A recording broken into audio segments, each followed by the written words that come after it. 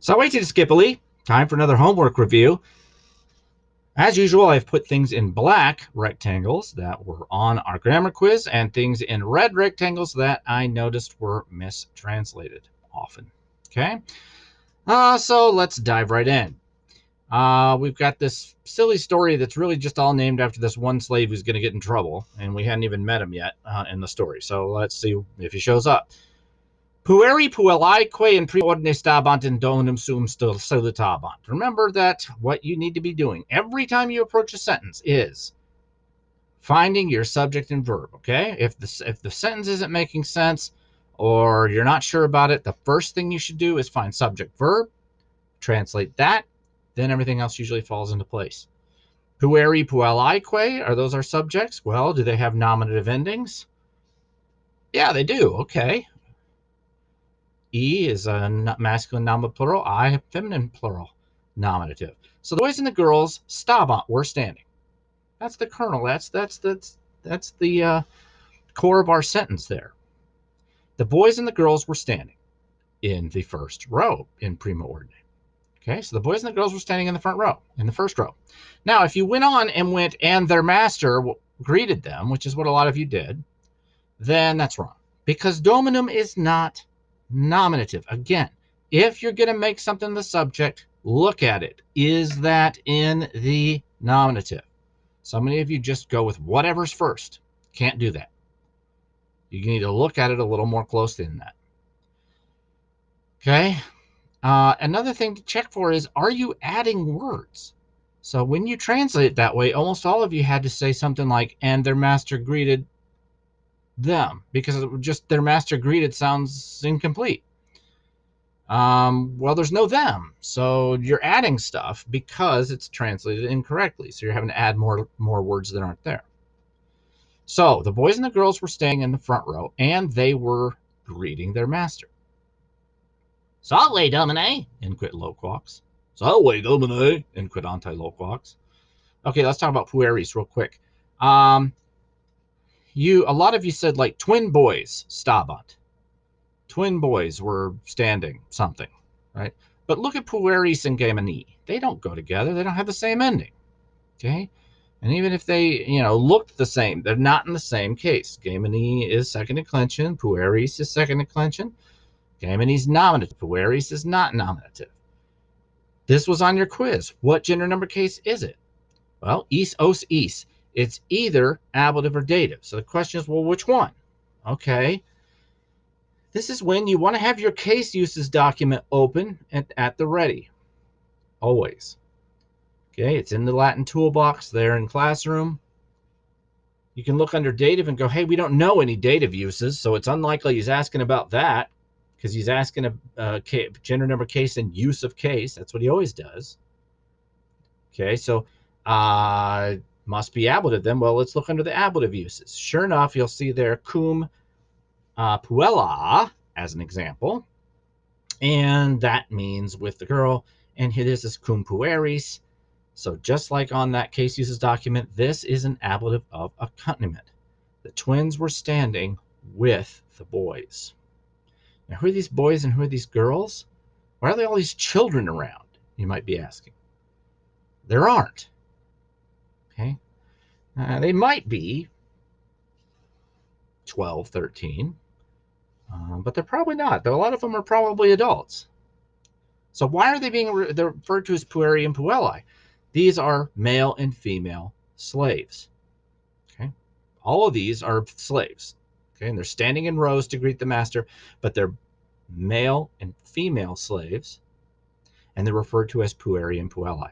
This is a long tradition of referring to slaves, even when they're adults, as boys or girls. It's an infantilization. It's treating them like children, even though they're grown people. And it's something that we have in our history, unfortunately, and it's something that it in many ways has come. It still exists in our culture. People have unfortunately taken these terms that used to be referred to as slaves and carried them forward and have used them as unfortunate epithets for people when they shouldn't. So boys and girls in this context, and in a lot of this book, in fact, will often be referring to slaves. Okay. So the twins were standing with the boys because they're boys. Right? They're male slaves. Okay. Salve, Domine, said Loquax. Salve, Domine, said Ente Loquax. Remember, these are the twins, and they're referred to voice guy and not voice guy. Singer and bad singer, right? So one of them's into singing, one of them's into dancing. So they just say, "Hi, master." Greetings, master. Greetings, master. Bregans. Now here's our guy. He's the star of our story. Bregans simulac salvium vidit. Domine, domine, clamavit. So Bregans simulac salvium vidit. I put that in red because, again, a lot of people, Bregans, as soon as something weeded. And so they'll say, as soon as Salvius saw him, because there it is. It's next to the verb. It's right before the verb. It must be the subject, but it's not. And again, if you translate it that way, you probably said something like, as soon as Salvius saw him. And again, ask yourself, well, where's the him? You added that. You added that to make it make sense because you translated Salvium wrong. Bregans, as soon as he saw Salvius, shouted, "Master, master!" Now we get to a part that was kind of tough. And the reason it was tough is because the book threw something at you it had not taught you yet. Well, that's not fair. Salvius servo nihil responded. Now, a lot of you said, well, servo, isn't that like serve or save? Servo, servare? It's not a verb. This is from servus, meaning slave.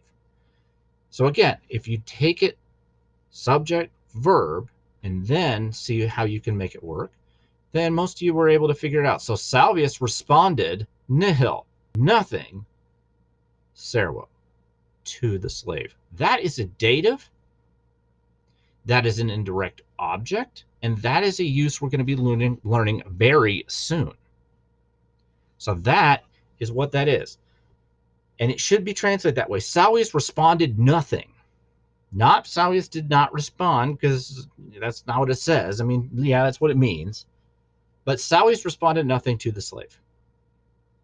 Bregans iterum clamavit. Bregans again shouted.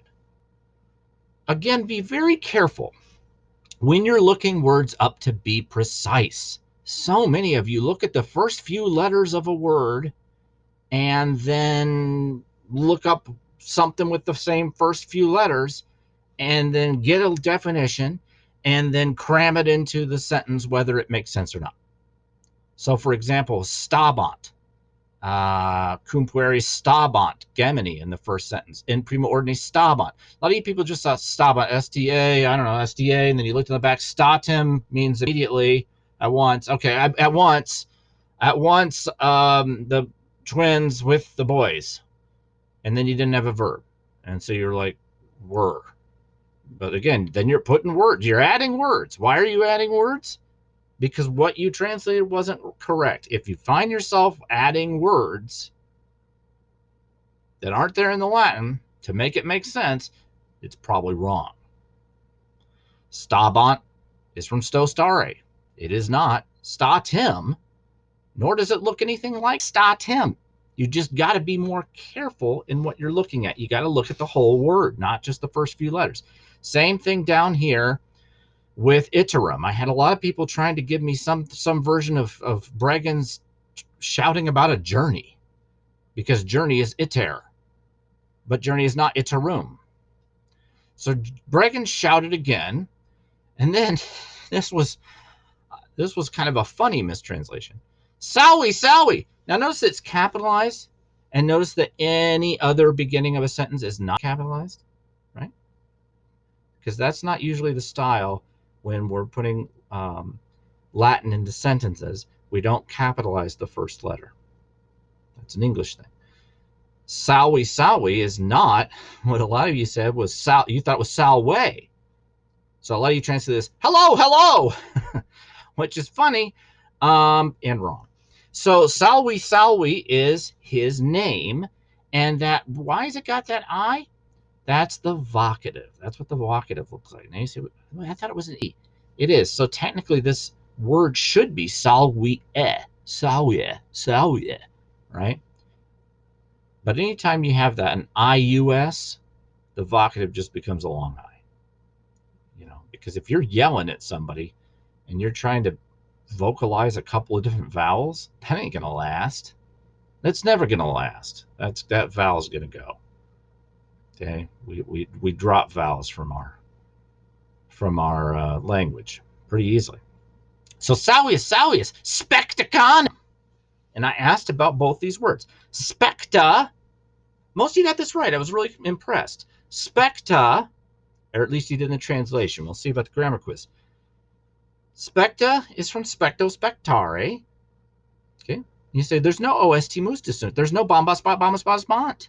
There's not even an ESD yet. Not that it would matter because we don't have the third principal part. So we wouldn't be able to see ESD it unless we had spectawa. You might say, so what do we got? Well, again, go to your Latin toolbox, look at your verb parsing document, and you'll say, okay, what in the world has this ending? The only place you're going to find it is under the imperatives section. And it tells you there that imperatives in the singular end in a vowel, they're usually, right, the infinitive, that is the second principal part, with the RE chopped off. Right? So amore becomes ama, love. Specto spectare becomes specta, look. So it also tells you in that document how to parse an imperative. All imperatives are second person because you're talking to someone, right? When you're ordering them, you're talking directly to them. So they're second person, and then they're either singular or plural. Here's singular, right? Because there's no te. It's not spectate. So second person singular, present, active, imperative. Look at the dog, canem. Good old masculine singular accusative. Direct object. The object of the command. Look. Look at the dog. Okay. Savius saviebat. Quod servus erat insolens. Savius was in a rage. Savius was raging because the slave was insolens, rude. Okay, well, clearly our book is not an objective narrator here. I mean, whether or not that's rude is perhaps a little subjective, but would it be rude in the context of this culture? Probably, because he's just speaking out of turn. So, Salvius, look, a dog! So Salvius was raging because the slave was insolent, which is a great word. And incidentally, insolent, right? Obviously comes right from insolence. Insolent or rude or something like that literally means in, not, solens, customary. So he's acting out of custom. All right. Now, servus insolentissimus est, in quid Salvius. Now, a lot of you said the slave is insolent. Okay. First of all, I put insolentissimus on the grammar quiz. It is not the same as insolence. So hopefully you notice that. And you may say, I don't remember, I don't know what's going on. It's some sort of adjective. Well, make sure you're using the about the language in the back of the book. It will tell you all sorts of great stuff. One of them, among them being all about comparative and superlative adjectives, right? So as long as you can say, okay, well, I know it's some sort of adjective. I don't know. I'll look in the book and see what it says about adjectives. Look in the back about the language, and you'll find a whole section on comparative and superlative adjectives, and you'll see this guy in the superlative section. You learned this last year. You just may not recall. So this is a superlative adjective. So you want to translate it either very or most or something like that. So a most insolent slave. Now, there's another problem though. It's also masculine singular nominative with that us ending. Okay, so the correct answer on the quiz, superlative adjective, masculine nominative singular. Now the other problem though is that a lot of you said is. The slave is most insolent. Well, that's not what this says because it's not est, it's s. Sum s est. So he's talking directly to Bregans here. You are a most insolent slave. You are. You are a most insolent slave. And some of you said, slave, you are most insolent. That's technically not correct. Why? Because servus is not in the vocative. It would be serve. Slave, you are most insolent. Here it's, you are a most insolent slave, said Salius. Bregantem ferocater posavit. You are a most insolent slave.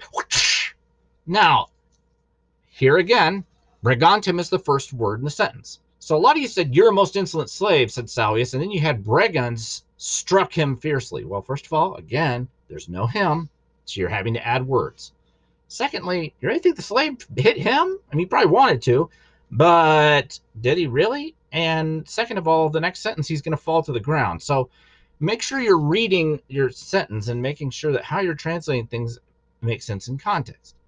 Grammatically, Bregantem is not nominative. It's got an em ending. Bregans, you see his nominative right there in the next line, Bregans. So this is his accusative, so he can't be doing anything. He is receiving the action here. So you're a most insolent slave, said Salvius. He struck or punched Bregans fiercely. Bregans fell to the ground. Bregans ad terram decedit. Somebody said Bregans was terrified. Again, because you saw T-E-R-R and you went, oh, terror, what does that mean? And then you looked up T-E-R-R and the first thing you came to was terrio or something like that. And so you're like, okay, it must be terrified. So Bregans was terrified, fell to. Be precise. Terra is not terrio. Doesn't have the same letters. Terrio, terere is a verb. Terra, terrai is a noun. And here, he fell to the ground. Ad terram. Again, if you're going to do something with the whole terrified thing, then you're left with odd. Bregans fell terrified. Odd. Toward. Well, now what? And then, well, I'll just leave that out because I don't understand it. Well, if it's left there and it doesn't make sense, again, something's probably wrong. Okay?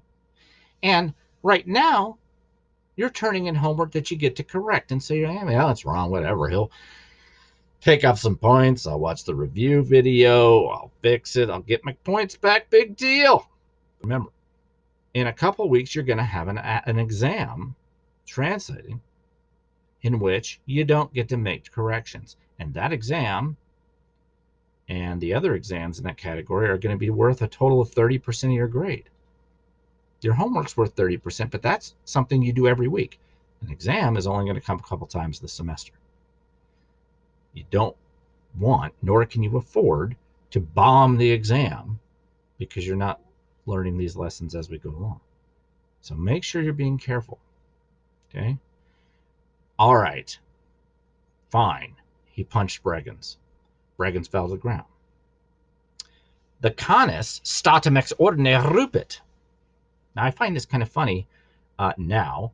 20 minutes ago, I was actually quite angry because this is the second time I have recorded this. I actually was halfway through recording it, and my dog erupted out of, he started howling and barking upstairs. I don't even know why. He must have thought that he was alone here. And he started howling and barking, and I had to stop and go upstairs and yell at him to stop and then start all over. So I am having a canis problem of my own. The canis immediately, the dog immediately erupted. He erupted out of the line because they're all lined up. You can also say he broke out of the line. Okay. He burst out of the line. Now, again, a lot of, and salvi and petit. Oh, salvius, petit. Okay, well, he must be the subject because he's right there next to the verb. And so you had something like, and Salvius attacked him. Sowius is kind of a coward. I don't think he's going to be attacking a rabid dog running at him. So the dog immediately erupted from the line and attacked Sowius.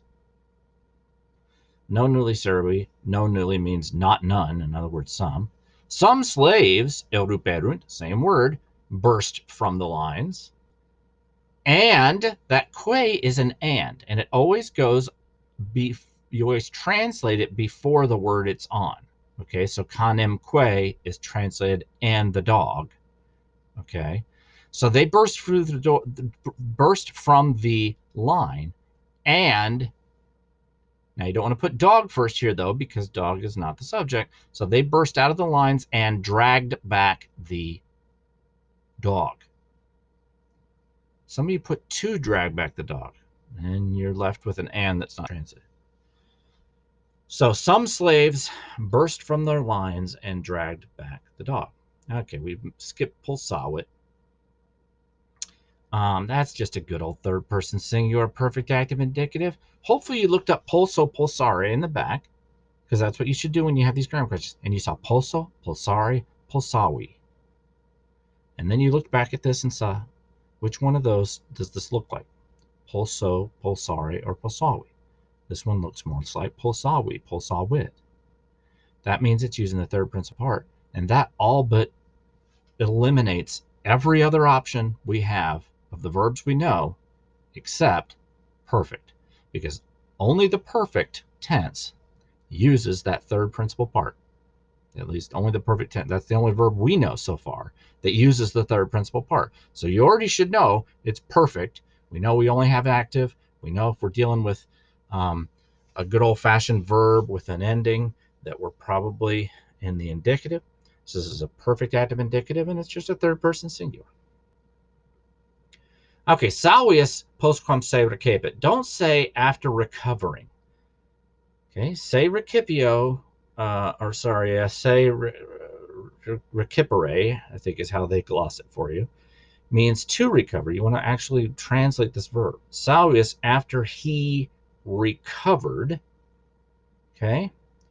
When you're translating verbs, you want to make sure you're either using a subject, a name, a person, a noun, or a pronoun, he, she, it, they, you.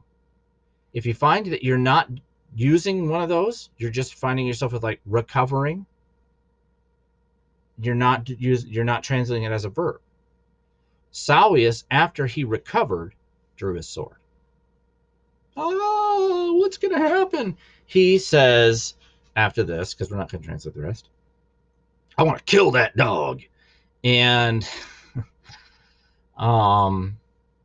Warwick, I think, says, well, that's a problem because King Cog sent that dog to you, and he's, sort of a political ally, and it would not be appropriate, for you to kill his present. And this story ends with Sally saying, "You're right, I can't do that, but I can kill that slave because he's my slave, and I can do whatever I want to him." Very bleak. That's how it ends. So him saying, "Well, yeah, okay, I can't kill a dog, but I can't kill the slave." In other words, the slave's life here is worth less than the dog. Now that's bleak, and that's the way, unfortunately, things were. Okay, let's go back up and talk about Bregantum. I already told you that it was an accusative, because it's receiving the action of pulsavit, right? He punched Bregans. It's a masculine singular accusative, and it is a direct object. It's receiving the action of the noun. Ordine is an ablative. Ordo ordinis. Irregular sem e. Okay? Once you go to your case uses document and know it's an ablative, and you looked it up in the back so you know it's masculine, and you know irregular sem e is in the singular column, masculine singular ablative, look in your case uses doc, and you'll see the only two uses of ablative we have are the accompaniment, but that comes with a cum, or preposition. Okay, so I think ordinate is actually supposed to be in black, not red, because it was on the quiz. So anyway, okay. If you have any other questions about this or anything else, please drop into office hours, drop me a line in the comments section, or email me. Until next time, then. Wale te discipoli.